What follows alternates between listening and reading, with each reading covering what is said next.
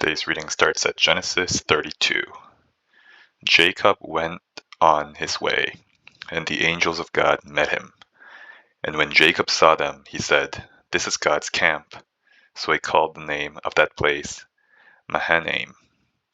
And Jacob sent messengers before him to Esau his brother in the land of Seir, the country of Edom, instructing them, "Thus you shall say to my lord Esau, Thus says your servant Jacob, I have sojourned with Laban and stayed until now. I have oxen, donkeys, flocks, male servants, and female servants. I have sent to tell my lord, in order that I may find favor in your sight." And the messengers returned to Jacob, saying, "We came to your brother Esau, and he is coming to meet you, and there are 400 men with him." Then Jacob was greatly afraid and distressed. He divided the people who were with him, and the flocks and herds and camels into 2 camps, thinking, "If Esau comes to the one camp and attacks it, then the camp that is left will escape." And Jacob said, "O God of my father Abraham, and God of my father Isaac, O Lord, who said to me, Return to your country and to your kindred, that I may do you good. I am not worthy of the least of all the deeds of steadfast love and all the faithfulness that you have shown to your servant. For with only my staff I crossed this Jordan, and now I have become 2 camps. Please deliver me from the hand of my brother, from the hand of Esau, for I fear him, that he may come and attack me, the mothers with the children. But you said, I will surely do you good, and make your offspring as the sand of the sea, which cannot be numbered for multitude."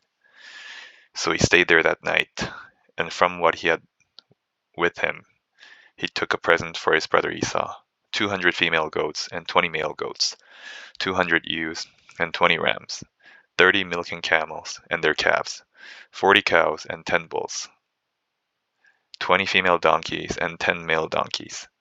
These he handed over to his servants, every drove by itself, and said to his servants, "Pass on ahead of me, and put a space between drove and drove." He instructed the first, "When Esau my brother meets you and asks you, 'To whom do you belong? Where are you going? And whose are these ahead of you?' Then you shall say, 'They belong to your servant Jacob. They are a present sent to my lord Esau, and moreover he is behind us.'" He likewise instructed the second and the third and all who followed the droves. "You shall say the same thing to Esau when you find him. And you shall say, 'Moreover, your servant Jacob is behind us, for he thought, I may appease him with the present that goes ahead of me, and afterward I shall see his face. Perhaps he will accept me.'" So the present passed on ahead of him, and he himself stayed that night in the camp. The same night he arose and took his 2 wives, his 2 female servants, and his 11 children, and crossed the ford of the Jabbok. He took them and sent them across the stream, and everything else that he had. And Jacob was left alone, and a man wrestled with him until the breaking of the day. When the man saw that he did not prevail against Jacob, he touched his hip socket, and Jacob's hip was put out of joint as he wrestled with him. Then he said, "Let me go, for the day has broken." But Jacob said, "I will not let you go unless you bless me." And he said to him, "What is your name?" And he said, "Jacob." And he said, "Your name shall no longer be called Jacob, but Israel, for you have striven with God and with men and have prevailed." Then Jacob asked him, "Please tell me your name." But he said, "Why is it that you ask my name?" And there he blessed him. So Jacob called the name of the place Peniel, saying, "For I have seen God face to face, and yet my life has been delivered." The sun rose upon him as he passed Peniel, limping because of his hip. Therefore, to this day, the people of Israel do not eat the sinew of the thigh that is on the hip socket, because he touched the socket of Jacob's hip on the sinew of the thigh. Next we're at Mark 3. Again he entered the synagogue, and a man was there with a withered hand, and they washed Jesus, to see whether he would heal him on the Sabbath, so that they might accuse him. And he said to the man with the withered hand, "Come here." And he said to them, "Is it lawful on the Sabbath to do good or to do harm, to save life or to kill?" But they were silent.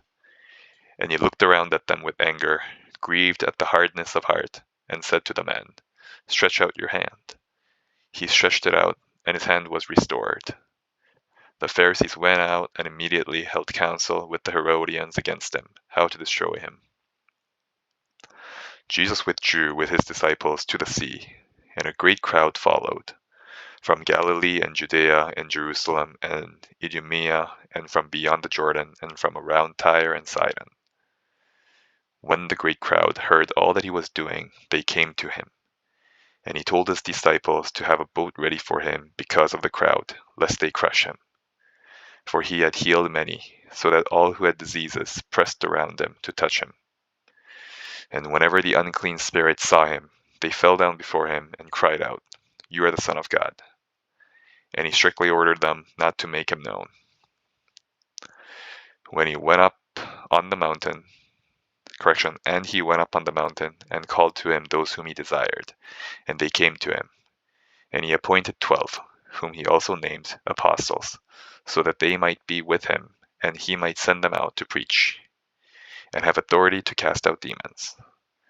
He appointed the 12, Simon, to whom he gave the name Peter, James the son of Zebedee, and John the brother of James, to whom he gave the name Boanerges, that is, sons of thunder, Andrew, Philip, and Bartholomew, and Matthew and Thomas, and James the son of Alphaeus, and Thaddeus, and Simon the Zealot, and Judas Iscariot, who betrayed him.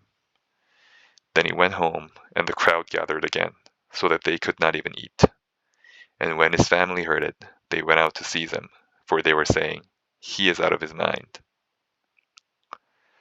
And the scribes who came down from Jerusalem were saying, "He is possessed by Beelzebul, and by the prince of demons he casts out the demons." And he called them to him, and said to them in parables, "How can Satan cast out Satan? If a kingdom is divided against itself, that kingdom cannot stand. And if a house is divided against itself, that house will not be able to stand. And if Satan has risen up against himself and is divided, he cannot stand, but is coming to an end. But no one can enter a strong man's house and plunder his goods, unless he first binds the strong man. Then indeed he may plunder his house. Truly I say to you, all sins will be forgiven the children of men, and whatever blasphemies they utter. But whoever blasphemes against the Holy Spirit never has forgiveness, but is guilty of an eternal sin." For they were saying, "He has an unclean spirit." And his mother and his brothers came, and standing outside, they sent to him and called him. And a crowd was sitting around him, and they said to him, "Your mother and your brothers are outside seeking you." And he answered them, "Who are my mother and my brothers?" And looking out at those who sat around him, he said, "Here are my mother and my brothers. For whoever does the will of God, he is my brother and sister and mother." Next, we're at Esther 8. On that day, King Ahasuerus gave to Queen Esther the house of Haman, the enemy of the Jews. And Mordecai came before the king, for Esther had told what he was to her. And the king took off his signet ring, whom he had taken from Haman, and gave it to Mordecai. And Esther set Mordecai over the house of Haman. Then Esther spoke again to the king. She fell at his feet and wept and pleaded with him to avert the evil plan of Haman, the Agagite, and the plot that he had devised against the Jews. When the king held out the golden scepter to Esther, Esther rose and stood before the king, and she said, "If it please the king, and if I have found favor in his sight, and if the thing seems right before the king, and I am pleasing in his eyes, let an order be written to revoke the letters devised by Haman the Agagite, the son of Hammedatha, which he wrote to destroy the Jews who are in all the provinces of the king.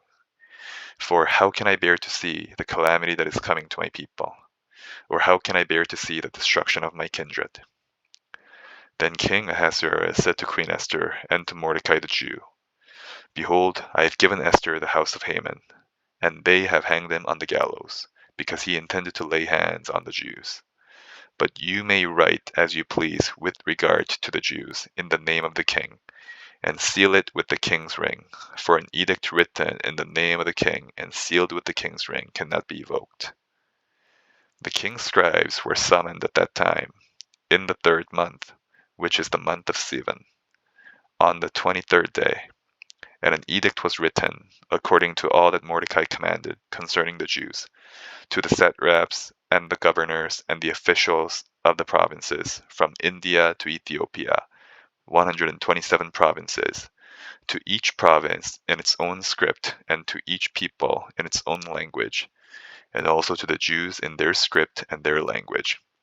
And he wrote in the name of King Ahasuerus, and sealed it with the king's signet ring. Then he sent the letters by mounted couriers, riding on swift horses that were used in the king's service, bred from the royal stud, saying that the king allowed the Jews who were in every city to gather and defend their lives, to destroy, to kill, and to annihilate any armed force of any people or province that might attack them, children and women included, and to plunder their goods. On one day, throughout all the provinces of King Ahasuerus, on the 13th day of the 12th month, which is the month of Adar. A copy of what was written was to be issued as a decree in every province, being publicly displayed to all peoples, and the Jews were to be ready on that day to take vengeance on their enemies. So the couriers, mounted on their swift horses that were used in the king's service, rode out hurriedly, urged by the king's command, and the decree was issued in Susa, the citadel. Then Mordecai went out from the presence of the king in royal robes of blue and white, with a great golden crown and a robe of fine linen and purple. And the city of Susa shouted and rejoiced. The Jews had light and gladness and joy and honor. And in every province and in every city, wherever the king's command and its edict reached, there was gladness and joy among the Jews, a feast and a holiday. And many from the peoples of the country declared themselves Jews, for fear of the Jews had fallen on them. Next, we're at Romans 3. Then, what advantage has the Jew? Or what is the value of circumcision? Much in every way. To begin with, the Jews were entrusted with the oracles of God. What if some were unfaithful? Does their faithlessness nullify the faithfulness of God? By no means. Let God be true, though everyone were a liar, as it is written, that you may be justified in your words, and prevail when you are judged. But if our unrighteousness serves to show the righteousness of God, what shall we say? That God is unrighteous to inflict wrath on us? I speak in a human way. By no means, for then how could God judge the world? But if through my lie God's truth abounds to his glory, why am I still being condemned as a sinner? And why not do evil that good may come, as some people slanderously charge us with saying, their condemnation is just. What then? Are we Jews any better off? No, not at all. For we have already charged that all, both Jews and Greeks, are under sin. As it is written, none is righteous. No, not one. No one understands. No one seeks for God. All have turned aside. Together they've become worthless. No one does good, not even one. Their throat is an open grave. They use their tongues to deceive. The venom of asps is under their lips. Their mouth is full of curses and bitterness. Their feet are swift to shed blood. In their paths are ruin and misery, and the way of peace they have not known. There is no fear of God before their eyes. Now, we know that whatever the law says, it speaks to those who are under the law, so that every mouth may be stopped, and the whole world may be held accountable to God. For by works of the law, no human being will be justified in his sight, since through the law comes knowledge of sin. But now, the righteousness of God has been manifested apart from the law, although the law and the prophets bear witness to it. The righteousness of God through faith in Jesus Christ for all who believe. For there is no distinction, for all have sinned and fall short of the glory of God, and are justified by his grace as a gift, through the redemption that is in Christ Jesus, whom God put forward as a propitiation by his blood, to be received by faith. This was to show God's righteousness, because in his divine forbearance he had passed over former sins. It was to show his righteousness at the present time, so that he might be just and the justifier of the one who has faith in Jesus. Then what becomes of our boasting? It is excluded. By what kind of law? by a law of works? No, but by the law of faith. For we hold that one is justified by faith apart from the works of the law. Or is God the God of Jews only? Is he not the God of Gentiles also? Yes, of the Gentiles also, since God is one, who will justify the circumcised by faith and the uncircumcised through faith. Do we then overthrow the law by this faith? By no means. On the contrary, we uphold the law. And that is the end of the reading for today. Have a good day.